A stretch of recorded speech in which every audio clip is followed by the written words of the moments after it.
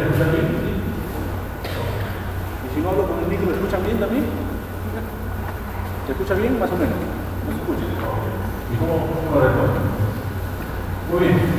Mi nombre es Félix Llanos. En primer lugar, agradecer al comité organizador, porque yo no tengo nada que ver con San Marcos. Mi primer conflicto de interés que niego rotundamente. No soy pegado San Marcos, no soy abogado San Marcos, no soy docente de San Marcos, ni nada por el estilo de San Marcos. Así que de todas maneras, muchas gracias por la invitación, porque significa que alguna clase buena deberíamos haber escuchado de mí, que han provocado que me inviten el día de hoy. ¿Sí? Yo soy plegado de Cayetano, como decía, de Cayetano. Soy neumólogo San Marcos, trabajo aquí en el Hospital 2 de Mayo y soy médico neumólogo asistente del Hospital 2 de Mayo, coordinador del programa de TEM y también secretario de Acción Científica de la Sociedad Peruana de Neumología. Me he pedido el día de hoy hablar con ustedes sobre el tópico del manejo de la neumonía. Sé que es un curso de terapéutica, pero desde mi punto de vista, lo que siempre le digo a los colegas residentes, no puede haber una indicación terapéutica si es que yo no entiendo previamente cómo es que se produce una determinada enfermedad. Entonces vamos a hablar un poco de fisiología, un poquito. Vamos a hablar más o menos bastante sobre los gérmenes más comunes que van a ocurrir en la neumonía y sobre cómo yo voy a valorar al paciente con neumonía. Y una vez que entiendo eso, les voy a poder decidir el diagnóstico y el tratamiento que a este paciente le voy a dar. Pásame la siguiente, por favor. Muy bien, pues vamos a empezar con qué cosa es la neumonía. ¿Sí? Neumonía es toda infección aguda del parénquima pulmonar en aquel paciente que no necesariamente tiene una inmunosupresión severa y que es adquirida en la comunidad. En otras palabras, que nos puede ocurrir a cualquiera de nosotros, que se manifiesta por signos y síntomas de infección respiratoria baja, que vamos a ver cuáles son, asociados a un infiltrado nuevo en la radiografía pulmonar. ¿Okay? Asociados a un infiltrado nuevo. Si yo tengo un paciente que tiene un cáncer de pulmón, tengo un paciente que tiene una fibrosis pulmonar, para catalogar la neumonía es un infiltrado nuevo. Por lo tanto, yo tengo que comparar la radiografía que tengo con la radiografía previa de ese paciente, de hace un año, de hace 2 años, de hace 3 años, cuando hicieron el diagnóstico de fibrosis pulmonar. ¿Sí? Porque ustedes van a ver ahora que tienen unas radiografías, la radiografía de neumonía se puede parecer bastante a la radiografía de una fibrosis, a la radiografía de una tuberculosis, a la radiografía de un cáncer. ¿Sí? Entonces siempre tengo que comparar con una radiografía previa para decir que es un infiltrado nuevo.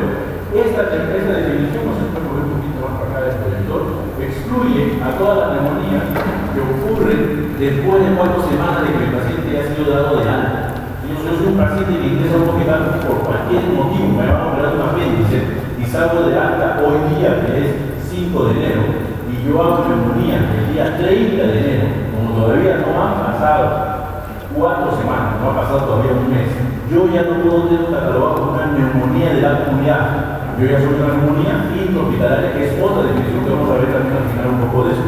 Pásame la siguiente, por favor. La neumonía es una enfermedad relativamente frecuente que ocurre al 5 al 15% de la población mundial.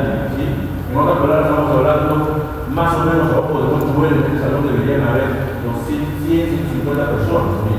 ¿Sí? Entonces la pregunta es: ¿cuántos de los que están acá han hecho una neumonía de una vez?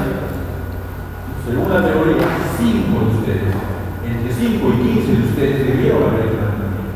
¿Cuántos de los que están acá han hecho una neumonía? Casi nadie, ¿verdad? Más o menos ustedes son ahorita, así sacando la cuenta bien, debe ser unos 100, más o menos 70, 75. Y la incidencia de asma es aproximadamente 20%. Levanten la mano, por favor, los 14 asmáticos. Que debe haber aquí en el salón. ¿Dónde están los asmáticos? ¿No hay ningún asmático en todo el salón? No les puedo creer. 1, 2, 3, 4, 5. ¿Dónde están los asmáticos? 6. Porque está diciendo que nunca falla. 7 apareció otro. Entonces, si son 50, 7 asmáticos es suficiente. Más o menos hemos hecho el 10%, 12%, 15%, que es lo que dice la literatura, que es el porcentaje de asmáticos en el mundo. ¿Sí? El mismo porcentaje aproximadamente es una persona que hace neumonía. Pero la pregunta es: ¿por qué ninguno de ustedes levantó la mano para preguntar cuántos tienen hecho neumonía? Porque el asma es una enfermedad crónica.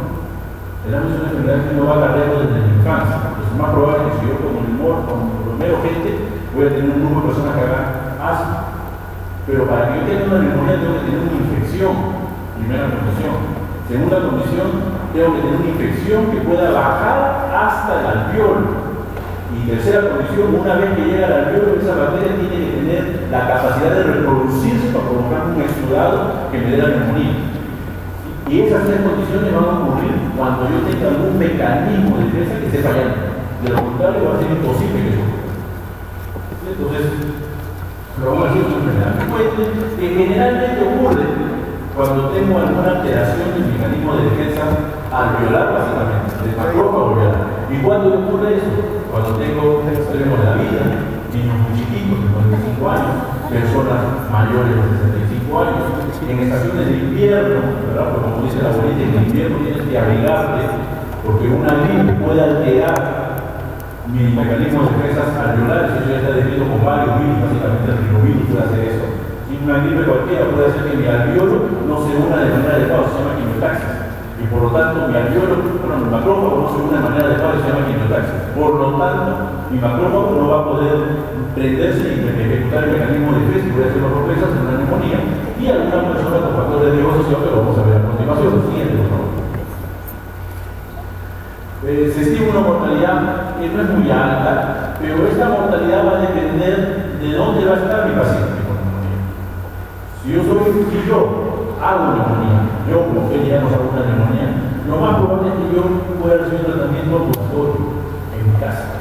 Pero si el que hace neumonía es mi abuela que tiene 98 años, lo más probable es que a ella, en el mejor de los casos, la hospitalice, si es que no pasa abuso. Y por lo tanto, la probabilidad de fallecer va a ser totalmente diferente. 1 a 5% de las personas que reciben tratamiento ambulatorio va a fallecer, no tan solo 1 a 5%, no es ninguno. Desde 1 a 5%, 15% de los que requieren hospitalización y casi 50%, como mencionaba el doctor Saavedra, el último de la posición que estuve presente en el APS, que son altas probabilidades de fallecer. Pasan así. Entonces, la neumonía es una enfermedad frecuente. Cuando existen ciertos factores que van a llevar a que yo tenga un problema de alteración del mecanismo de defensa, básicamente del alveolo, que tiene una probabilidad de fallecer dependiendo de qué grado de tenga. ¿Y cuál es la fisiopatología de la neumonía? En otras palabras, ¿cómo se transmite la neumonía? Se ve muy pequeño. Bueno, hay 4 mecanismos de transmisión de una neumonía que ya están claramente estudiados. ¿Sí? Diseminación hematógena, diseminación en relación con aerosoles, relación con aspiración de secreciones faríneas y activación de microorganismos latentes. Son los 4 mecanismos. Y cada uno tiene un ejemplo. La diseminación hematógena es, por ejemplo, la infección por el Staphylococcus aureus. ¿Sí? Ejemplo, estoy caminando por la calle, me tropiezo, me hago una herida en la rodilla y esa herida se me infecta. ¿Sí? ¿Qué germen es el más frecuente? Es la fila. Si este germen yo no recibo antibióticos, esta infección va a circular por sangre, eso se llama sepsis, y va a llegar al pulmón y va a terminar provocando una neumonía. La neumonía por estafilococo es una característica especial. ¿Sí? Con condiciones de aerosoles, básicamente lo que ustedes están viendo acá, micoplasma, clamidia, las dos clamidias y legionela, ¿sí? Que tiene que ver con también a través de aerosoles. ¿Qué cosa significa eso? Que si yo tengo un paciente, por eso tenemos, hace un par de semanas hemos tenido un paciente en el servicio de neumología. Yo tengo un paciente al que yo le aviso, por ejemplo, que fue el caso que tuvimos en el hospital, legionela, ¿sí? La transmisión de la legionela es por aerosoles. ¿Okay? ¿Qué cosa significa eso? Que si yo tengo legionela y yo toso, la persona que está al frente mío va a respirar ese aerosol que contiene legionela y yo tengo probabilidad de hacer también una neumonía por legionela. Y por eso es que legionela es un germen que está muy asociado a pequeños brotes de neumonía intrahospitalaria. Nosotros en el hospital hemos tenido 2 pacientes que han hecho neumonía por legionela. El primero falleció, después vino el cultivo. El segundo está con antibiótico y ya salió de alta. Eso es un par de semanas, pero es por aerosoles. Yo tengo que determinar qué germen es el que ese paciente, lo tengo que aislar. El tercer mecanismo es por aspiración de secreciones. De lejos, ese es el mecanismo más frecuente. ¿Ok? ¿Cuáles son los gérmenes? Básicamente, lo más frecuente. Estreptococcus y hemophilus. Normalmente, yo en mi flora normal de la faringe, si yo estoy en la comunidad, tengo esos 2 gérmenes. Eso es lo normal. Cuando esos gérmenes aumentan en cantidad por algún mecanismo de defensa, por ejemplo, el uso de corticoides inhalados y que tengo asma, ¿sí? Estos gérmenes aumentan, por ejemplo, tengo diabetes, estos gérmenes en la boca van a aumentar, lo que va a ocurrir es que yo me voy a estar microaspirando con estos gérmenes hacia el pulmón y puedo hacer una neumonía. Y lo último, activación de microorganismos latentes, que básicamente son los ejemplos clásicos, micobacterias y el pneumocitis. Y pneumocitis es un, no sé, bacteria, hongo, parásito, está por todos lados el pneumocitis. Sí, está en el ambiente. Yo lo respiro y lo tengo ahí en un ambiente totalmente protegido. Por alguna razón mi mecanismo de defensa baja, me da cáncer, me da VIH, y este pneumocitis se activa, la activación del microorganismo latente, y me va a provocar una neumonía con pneumocitis, una neumonía con micobacteria. Y son los cuatro mecanismos fisiopatológicos por los cuales yo puedo hacer una neumonía. Por lo tanto, cuando yo estoy pensando en una neumonía, lo que tengo que ver no es tanto el tratamiento de la neumonía, yo tengo que ver por qué ese paciente es una neumonía. Que germen posiblemente sea bastante la neumonía, porque según eso yo voy a determinar cómo voy a proteger a los demás pacientes o a las demás personas, un anciano que esté en su casa y que cuida niños, con respecto a que haya la ocurrencia de esta enfermedad. Sí, por favor. El diagnóstico de la neumonía es un diagnóstico clínico radiológico, ¿sí? Debe haber fiebre, tos, secreción purulenta, anomalías respiratorias, el examen físico, infiltrado con una alta afección reciente. Pero como este que está acá, con esta radiografía, pero lo que debe quedar bien claro, y quiero que ustedes se lleven acá, es que no existe neumonía si es que no hay una lesión anormal. Así de simple. Si mi radiografía está normal y detecto le hago haciendo una tomografía y la tomografía también está normal, por favor descarten el diagnóstico de neumonía, porque no existe neumonía con parénquima pulmonar normal, porque la neumonía es una infección de parénquima pulmonar. Sí, el paciente podrá tener cualquier otra cosa, pero no va a tener neumonía. Los infiltrados generalmente se resuelven después de los síntomas y la resolución es más lenta. También tiene que quedar bien claro. Yo tengo un paciente que tiene neumonía, no le voy a tomar una radiografía cada día para ver cómo la neumonía mejora, porque no va a mejorar nada. Porque la neumonía del infiltrado va a mejorar al mes y medio, en promedio. Siguiente, por favor. Y el diagnóstico solo clínico de neumonía no es confiable. Confiable, el diagnóstico solo clínico. ¿Sí?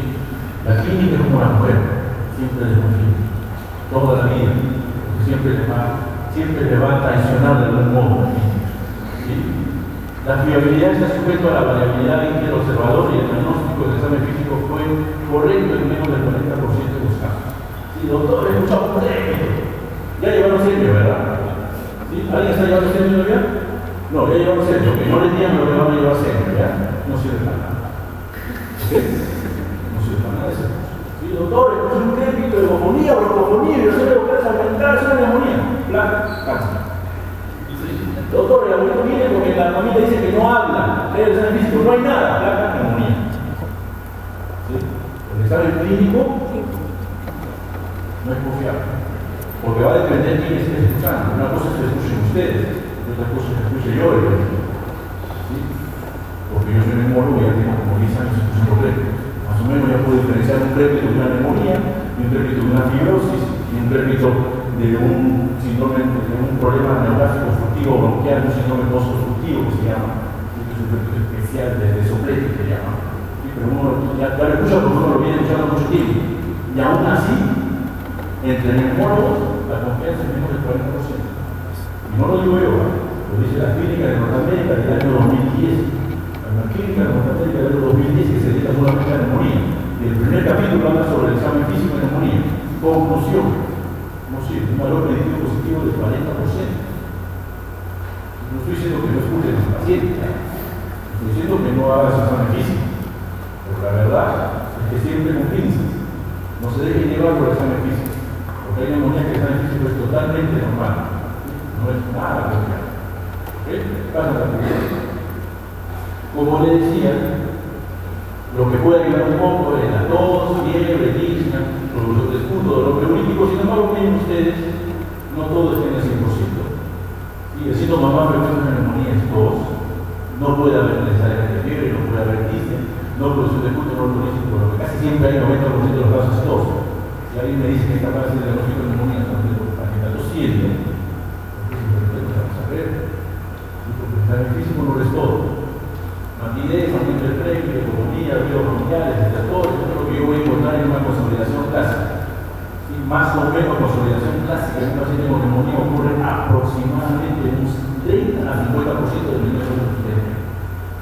Quiere decir que hay un 50-70% de pacientes que no van a tener la consolidación clásica que que uno va a esperar a un paciente que tiene neumonía.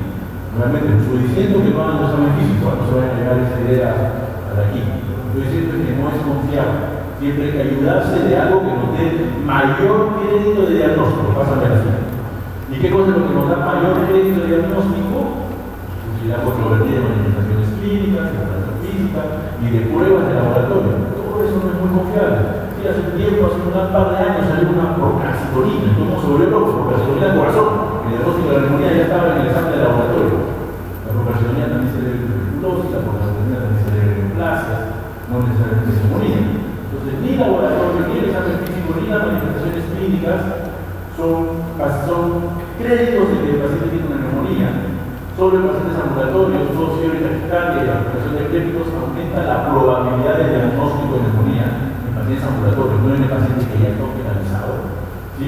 Y esto que está acá son algunas características que tienen de acuerdo a algún germen según los libros clásicos de serología. Pásame la ciudad. Pero lo que está claro es que la radiografía va a identificar el tipo de infectado, las aplicaciones y el yo quiero hacer un diagnóstico de neumonía, no puedo hacer un diagnóstico de neumonía y que mi paciente no tenga una radiografía. Porque el examen clínico no es 100%, es 40%. Entonces siempre tengo que pedir una radiografía de tórax, donde voy a ver esta radiocapacidad, que puede o no puede tener un programa aéreo, que puede o no puede haber complicaciones como derrame vertebral o cavitación. ¿Sí? La extensión puede estar en relación o no con el pronóstico, por si acaso, pasa a ser siguiente. Y la radiografía también nos da algunos alcances muy pequeños sobre el tipo de enfermo que yo puedo tener. Sí, esta es la radiografía clásica, como el programa aéreo, que está acá. ¿Sí? Una capacidad basal. ¿Eso es anterior o posterior? ¿Eso es anterior o posterior? ¿Veo la segunda carrera acá? También por acá, y la veo con comunicación. Anterior. Por tanto, ¿está adelante o atrás? Anterior. Tengo signo en la silueta, lo veo en la silueta cardíaca y lo borra, entonces está adelante. Si yo veo la silueta cardíaca, está atrás. Porque el corazón está hacia adelante, hacia abajo, hacia la izquierda. Si lo veo en la silueta, que estoy viendo aquí, entonces es una radiopacidad posterior, la clásico de la neumonía. Porque cuando yo respiro y hay partículas en el ambiente, ¿dónde se van a ir? ¿A qué parte del pulmón? ¿Arriba o abajo? Abajo. ¿Adelante o atrás? Atrás, porque el bronquio de adelante es así. El bronquio para atrás es así. ¿Qué para el respiro? De repente se va para abajo y atrás. Es el clásico sitio de la neumonía. El neumococo. Clásico. Este que está acá es hemófilos, porque son infiltrados parciados, heterogéneos, a diferencia del hemófilo que está bien concentrado. El hemófilo que está parciado pasa a la siguiente. Diferente. Esta digo que la tercera, que se llama neumonía pesada, ¿sí? la fisura está a la altura de la cuarta costilla. Ahí está la fisura. ¿Sí? Esta fisura, que está acá, que ustedes están viendo, está a la altura más o menos de la quinta costilla. Entonces la fisura se ha ido para abajo. Por eso se llama neumonía pesada. Este es característico de la tercera. ¿Sí? Y este que está acá son varias cavidades heterogéneas, es característico del pseudomonas y del estafilococo. Entonces, cuando tengo un paciente con neumonía, tengo que utilizar una placa. La placa me va a decir si hay complicaciones, la placa me va a decir si es que hay cuál es la extensión de la enfermedad, y lo más importante, la placa me va a decir qué tipo de germen posiblemente sea. Pásame la siguiente, por favor. Los exámenes auxiliares permiten confirmar, no me van a decir es una neumonía. O sea, yo ya tengo la sospecha de tener la placa, tengo una neumonía, voy a confirmar. Si tengo un hemograma normal, no me otra cosa, pero el examen laboratorio me sirve para confirmar, conocer la extensión, identificar la etiología cuando pido cultivo de esputo, por ejemplo, y categorizar la variedad de reconocer complicaciones que lo vamos a aprender a continuación. El número de estudios depende de la gravedad y de las posibilidades de tomar la asistencia. Si estoy en el hospital de Mayo, puedo pedir casi todo, porque a veces casi todo no hay. Yo puedo pedir casi todo. Yo estoy haciendo mi serum, en donde yo hice, que es la camada, que es el puntero, que tenía que jamar, que tenía que bajar del hospital, tomar un carro, andar 8 horas, llegar, después caminar 3 horas, caminar, si quieres caminar 3 horas, llegar a otro sitio, descansar un rato, de ahí seguir caminando 3 horas más, llegar a mi centro de salud, y decía, ¿qué hay? Un estetoscopio. No había más. Ahí no lo pedí nada. El número de estudios va a depender de la gravedad del paciente y de dónde yo me encuentro. Los puedo pedir todo, pido todo, para llegar al paciente siguiente, ¿no? Por lo tanto, no existe un número mínimo, un número máximo de examen laboratorio que tengo que pedir al paciente con neumonía. Lo que tengo que tratar de hacer es pedirle lo que yo pueda para poder definir si el paciente se va a su casa o se queda hospitalizado. ¿Sí? Entonces se debe solicitar a pacientes que puedan requerir internamiento, ¿sí? Y aquellos estudios que han demostrado utilidad en el factor de riesgo. Eso también es importante. ¿Sí? No le voy a pedir a un paciente con neumonía, ¿sí? Que le hagan un raspado de la uña del dedo gordo de pie derecho, como se llama el laboratorio. Eso no tiene nada que ver con la neumonía. Tengo que pedir aquellos exámenes que me van a ayudar. Una proteína C reactiva, por ejemplo, el inicio de una proteína C reactiva al tercer, quinto día para ver cómo ha evolucionado el paciente. Un hemograma y un hemograma para ver cómo ha evolucionado el paciente. Son pruebas que yo voy a pedir. Pásame a la siguiente. Y la etiología, no he dicho que nada de cultivo, la etiología generalmente no supera el 40% de los casos. En el Uruguay hay un trabajo que hicieron hace bastante tiempo, cuando yo era interno, allá por el año 2000, donde demostraba que el cultivo de esputo y el hemocultivo, los dos juntos, no elevaban ningún rendimiento del 10% en el bebé. 10%. En otras palabras, hacer cultivo, no estoy diciendo que no haga, estoy diciendo que no esperen el resultado para decidir si es que es una neumonía. Pero no te lo voy a hacer por la neumonía. ¿Sí? Depende mucho de la técnica empleada y lo más frecuente lejos es neumococo. ¿Sí? Atípico con un 22%, todos los atípicos suman 22%, el más frecuente lejos es el neumococo. ¿Sí? Virus 12%. Siempre tenemos presente, los virus son causantes de neumonía y no se conoce la causa en un 60% de los casos. Lo que no significa que no pueda dar un tratamiento. Siguiente. En pacientes ambulatorios, en pacientes hospitalizados, en pacientes en UCI, siguiente. Y lo que vemos que se repite de manera constante es el foco con neumonía, hemopneumonía, hemopneumonía, y el foco con neumonía. Son los fenómenos más frecuentes. Por lo tanto, mi terapéutica, mi arsenal terapéutica tiene que hacer ellos. No voy a tratar virus, por ejemplo, no voy a tratar aspiración, no voy a tratar estilococo, porque eso que está ahí en neumonía no es lo mismo. Sí,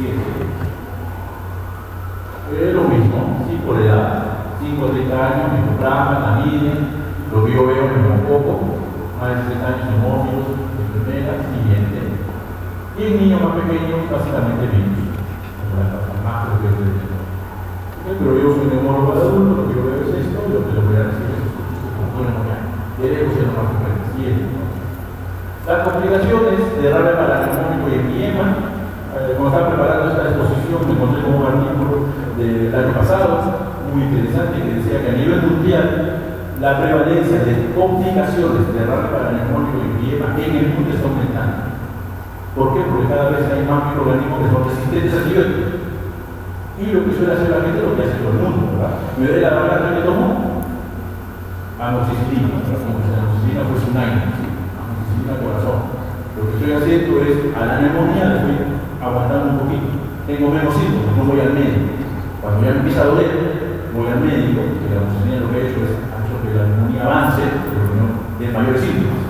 Y por lo tanto, las derrames neumonónicos están aumentando. Absceso pulmonar, hace tiempo que no vemos en el hospital, y lo que notó las neumonías espontáneas, sepsis que requiere cuidados intensivos, son una complicación en un paciente con neumonía.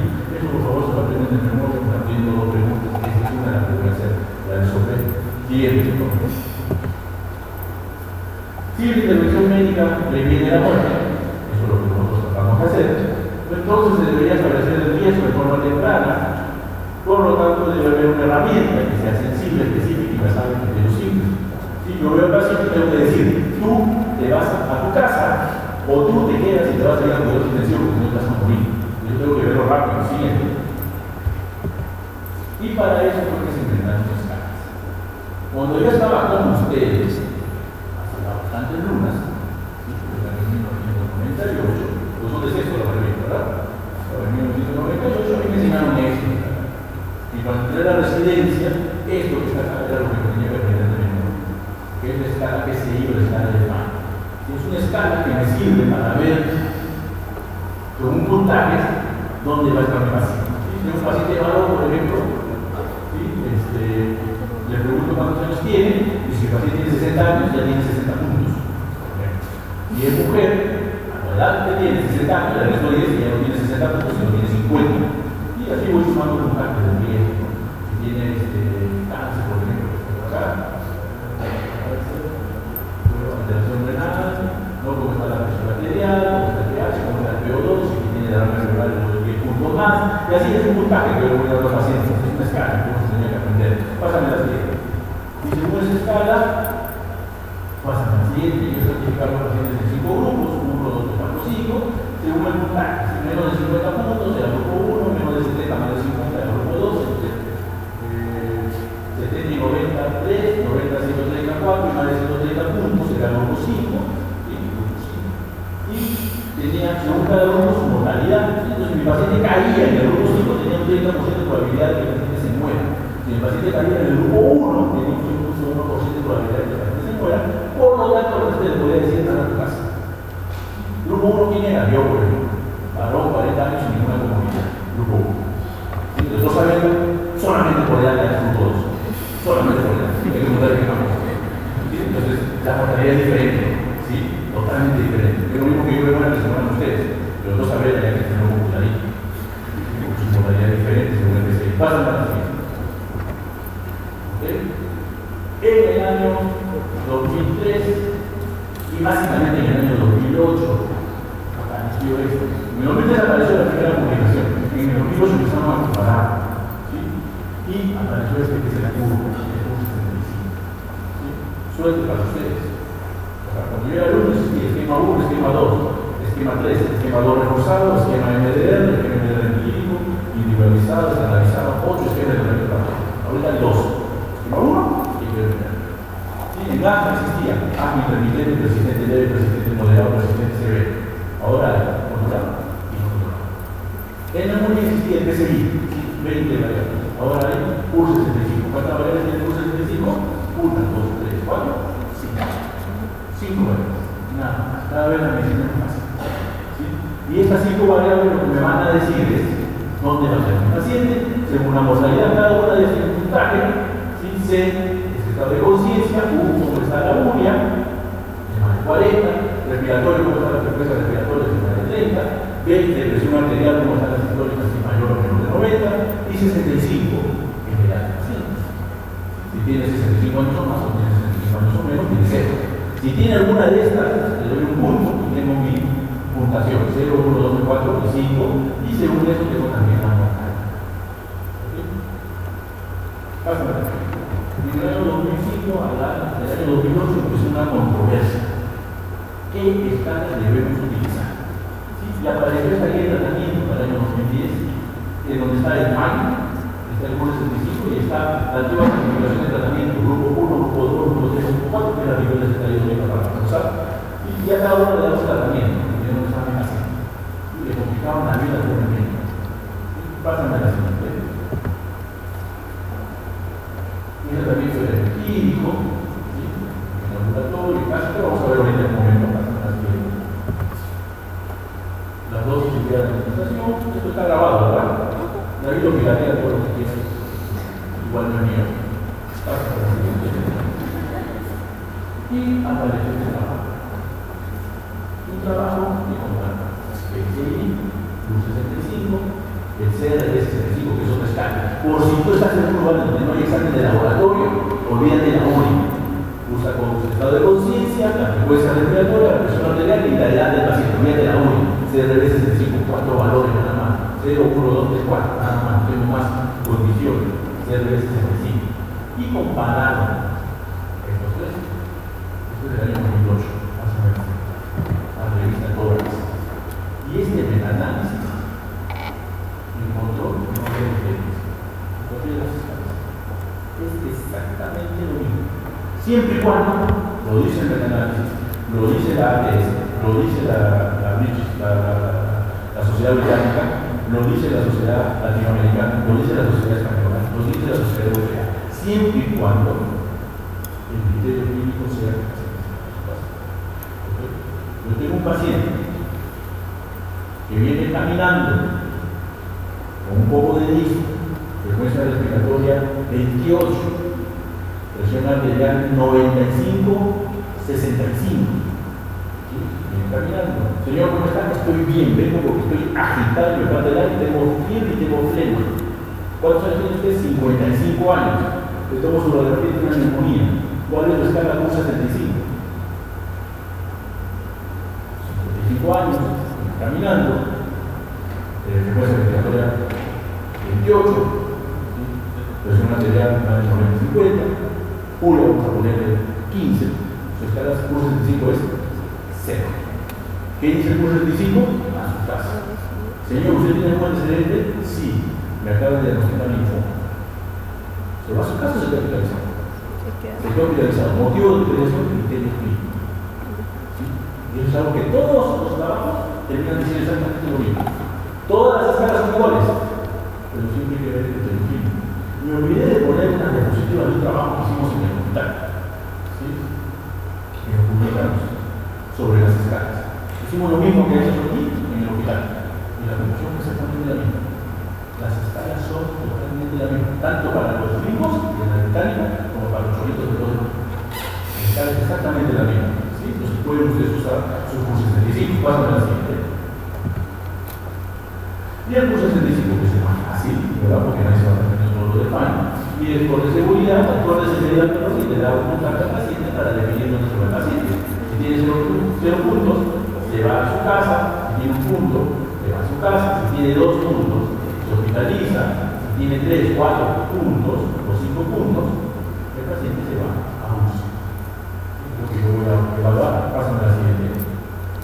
Y una vez que yo ya definí dónde se va a ir el paciente, tengo que iniciar tratamiento, antibiótico, y los pacientes con neumonía tienen que ser tratados oportunamente, y tengo que esperar que a los 3 días estén a febril o un signo menos, que tengan un signo menos de inestabilidad, que vamos a clasificar. ¿Sí?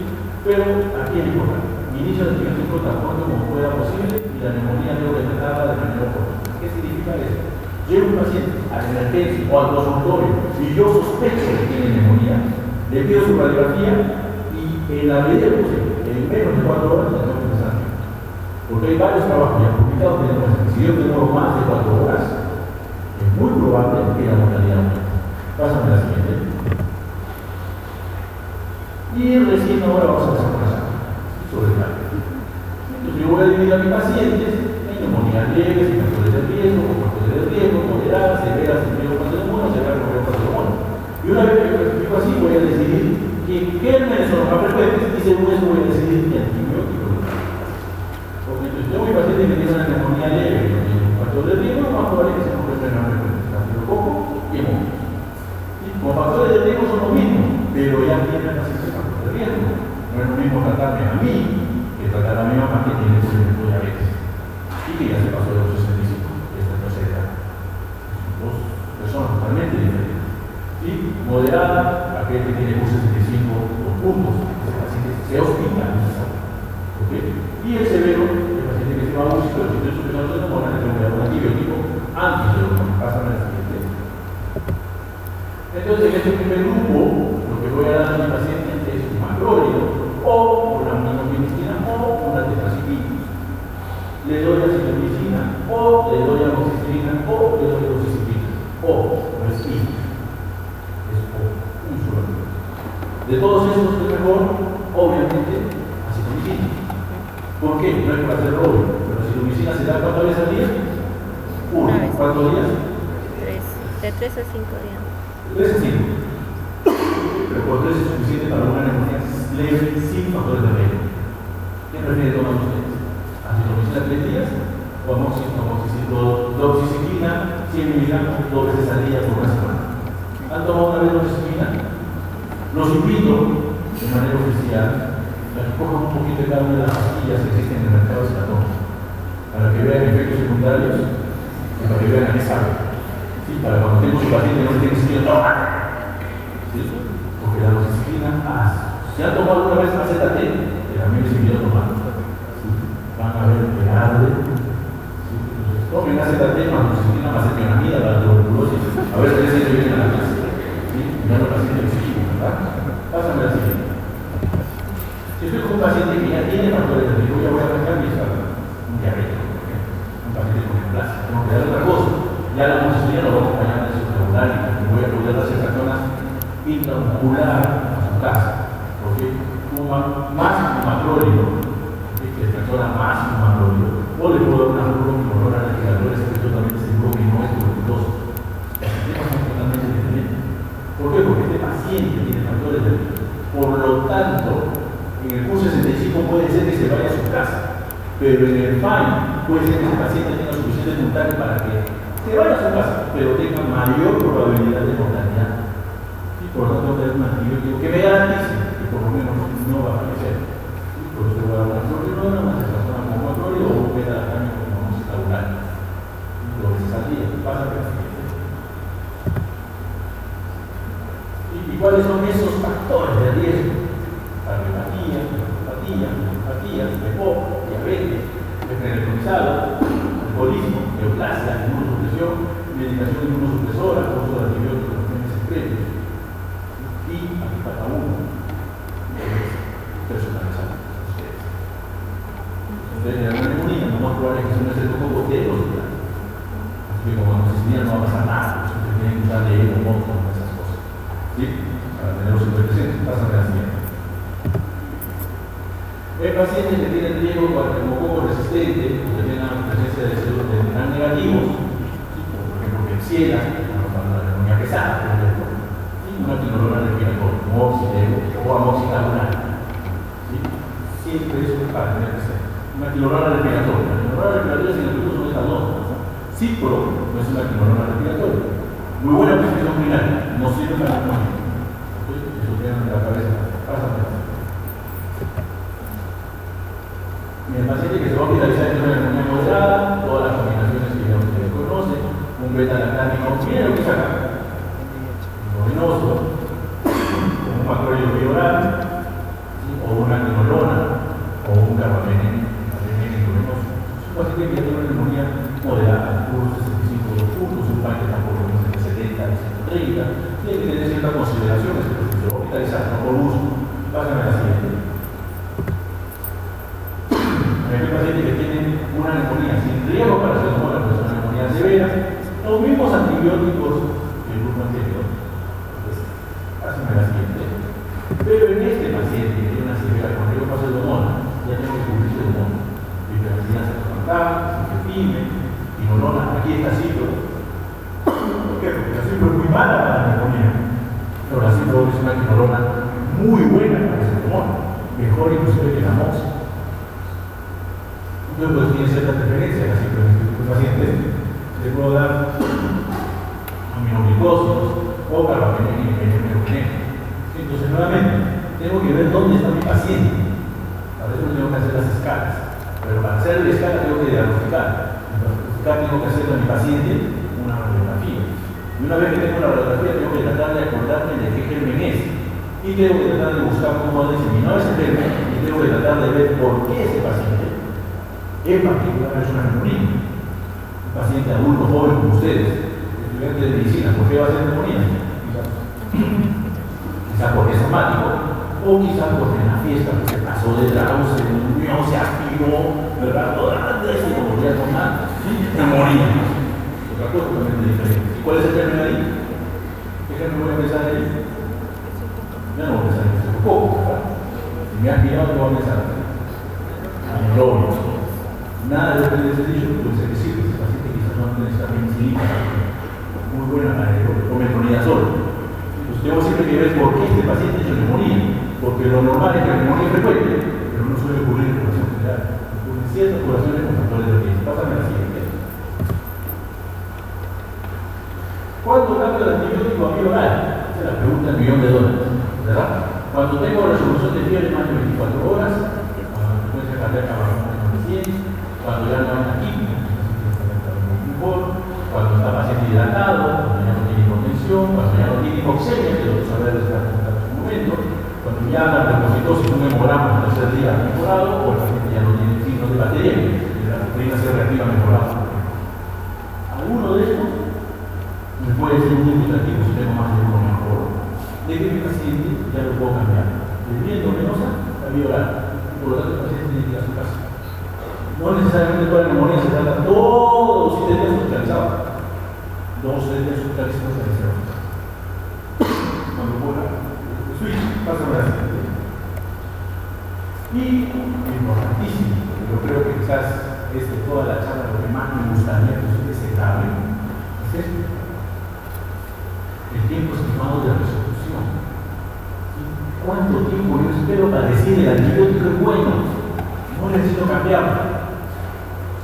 Por ejemplo, hidratación, al día siguiente. El paciente viene con neumonía, lo hidrato, le hizo antibiótico, al día siguiente y el paciente tiene que estar más hidratado y menos hipotenso. ¿Sí? Lo que más demora son estas dos: fiebre, leucocitosis, 3 días, la leucemia, 4 días. Entonces, puede ser que mi paciente tenga PCR normal, presión cardíaca normal, PCR quinténico, ya no esté con fiebre, ya no esté con leucocitosis, pero le diga, doctor, todavía sí un poco. ¿Por qué? Porque la leucemia puede demorar hasta un día más. Y la tos, nota importante, va a demorar 1 o 2 semanas en mejorar. Si no es que me cure la neumonía, no tengo tos. No, después de la neumonía aparece esto que yo tengo, que se llama tos-infección. Hice un resfriado y me tengo mi tos infección. Y en caso la neumonía puede durar 1 o 2 semanas y la radiografía dura, como le dije, un mes y medio. No es que para mañana ya mejor, un mes y medio puede llegar a resolverse la radiografía. Sí, entonces son cosas que yo tengo que considerar. ¿Qué ocurre si es que han pasado 3 días, 4 días han pasado y mi paciente sigue con fiebre, sigue con tenso, sigue aquilnéico, sigue con signos de leucocitosis y de bacteremia? La neumonía no está yendo bien, pasa a ya eso es una neumonía que no responde. Y cuando yo tengo un paciente que tiene una neumonía que no responde, todavía puede ser infecciones. ¿Por qué? Pero estas infecciones estoy asumiendo que son resistentes, no voy a cambiar el antibiótico, o simplemente tengo que reconocer que me equivoqué. Y que no era el germen que yo pensaba, sino que era, por ejemplo, un anaeróbico. No hice bien mi historia clínica y no sabía tanto de que se había quedado después de una buena borrachera.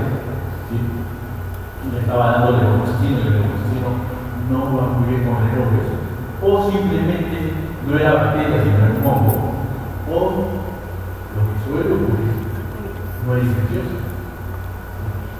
Nadie, absolutamente nadie, usted no tiene por qué preocuparse, les va a echar la culpa de que traten una neoplasia como una neumonía.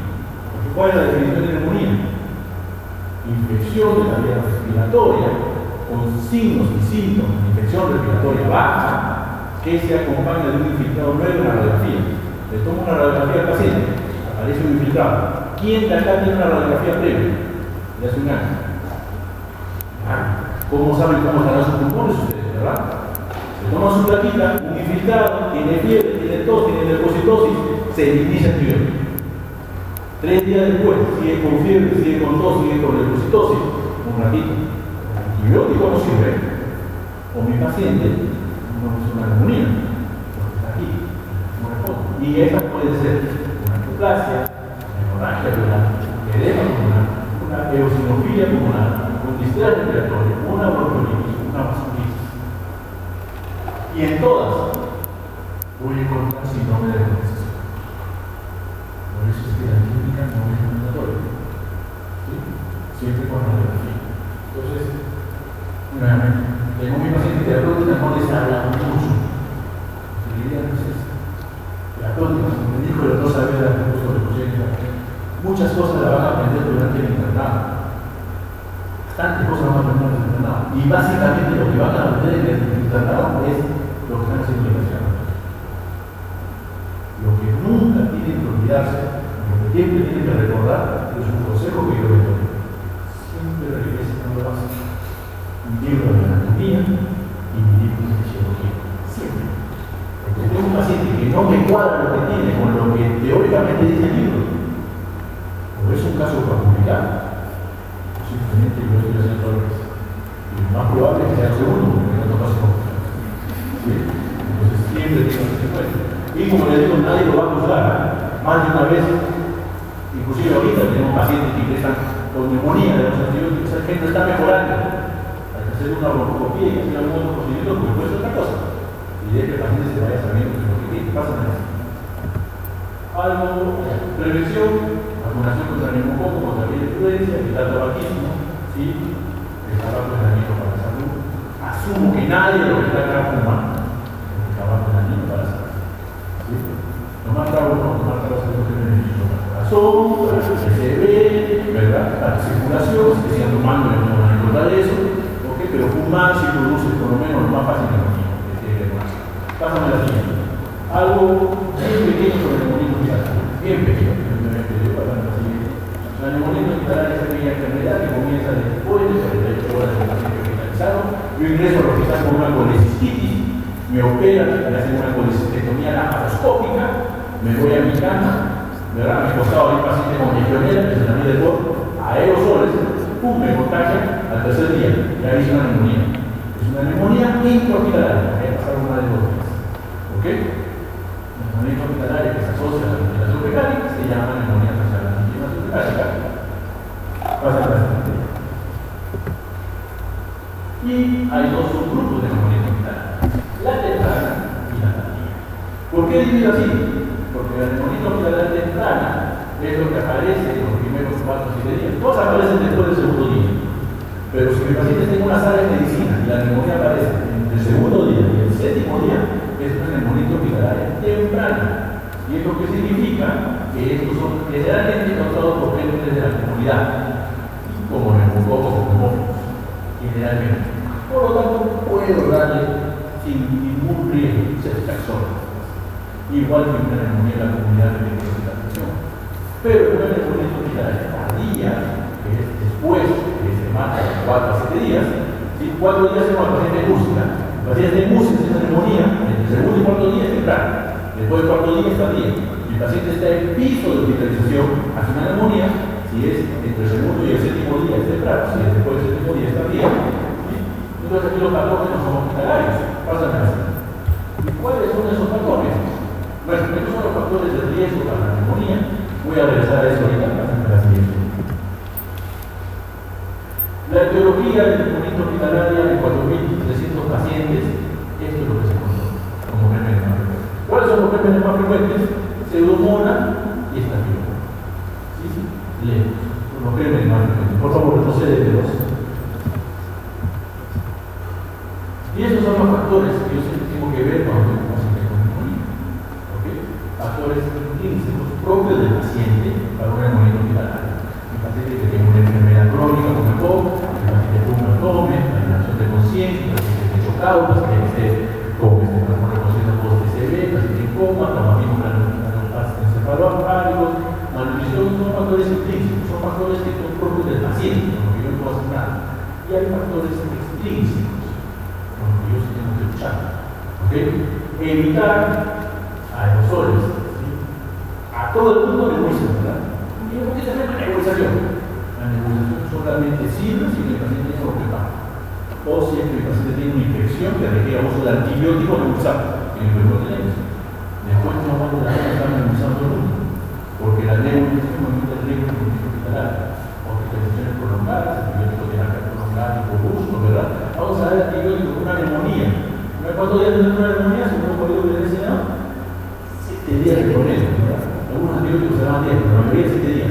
Vamos a darle 21 por si acaso, ¿verdad? Esos antibióticos se llaman prolongar, riesgo de neumonía hospitalaria. ¿Sí? ¿Qué ocurre en los hospitales? Posición de cúbito supino, ¿verdad? Que es algo que solemos hacer. Paciente, échese, estamos pasando visita, media hora y vamos a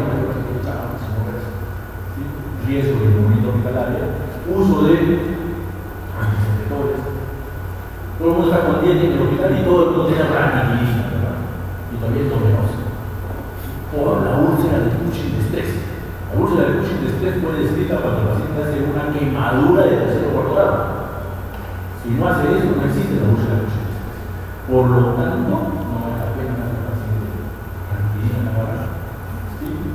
Y lo más importante, mal control de infección. Eso es lo más importante.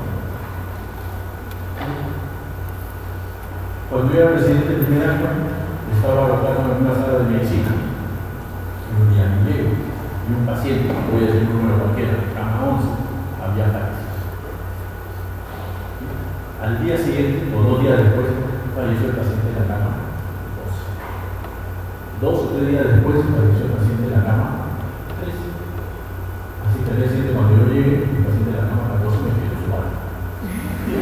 Me voy. 11, 12, 13, yo sigo, pues, me voy. Convencer al paciente que se siente, que se tranquilice, que no vaya a pasar nada, por eso mi realidad, el paciente está pensando dentro de mi cabeza, ¿por qué había otros dos pacientes? ¿Qué tenían en común? ¿Qué germen puede ser tan desgraciado los de pacientes en menos de una semana? ¿Y saben qué tenían los tres pacientes en común? El interno de admisión. Que no era interno de la cama 14. 2 días después me iba asustado, me había salido una bolsa negra y había aparecido el paciente de la cama 15. Porque es interno de la cama 11, 12, 13 y 15. ¿Qué ocurrió con ese interno? Examinar a su paciente. Muy buen interno. Y ahora le médico, obviamente. Pero él tenía un pequeño defecto.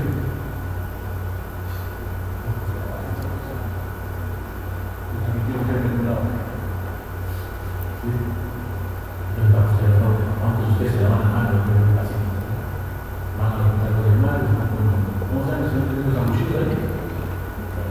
Lo pedí un sangre, con esta mano como en el sangre, con esta mano con el cruzante.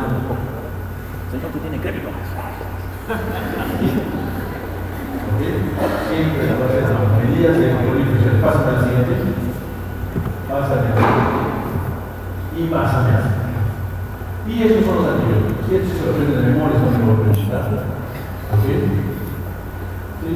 ¿Por qué? Porque nosotros le vamos a dar a la paciente. El sospecho es tapilo, orina, el sospecho pseudomonas que está por acá, hipermetilina, ciprofloxacino, y cada una de las recomendaciones.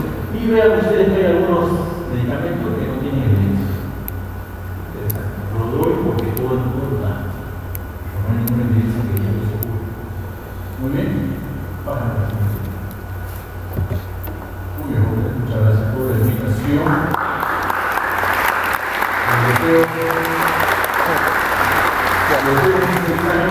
Deseo sea muy productivo para ustedes y para todos nosotros. Señora, ella sí es máquina, si normalmente lo vamos porque ya no me cree que venir. Digo que están invitados, ha dicho, bueno, que no sé. Así que toman fotos y me lo mandan a mi correo, así que la señora que venir. Este nivel, sí me cree que venir. Muy bien, jóvenes, muchas gracias. No sé si tienen alguna pregunta. Muchas gracias. Gracias por la invitación.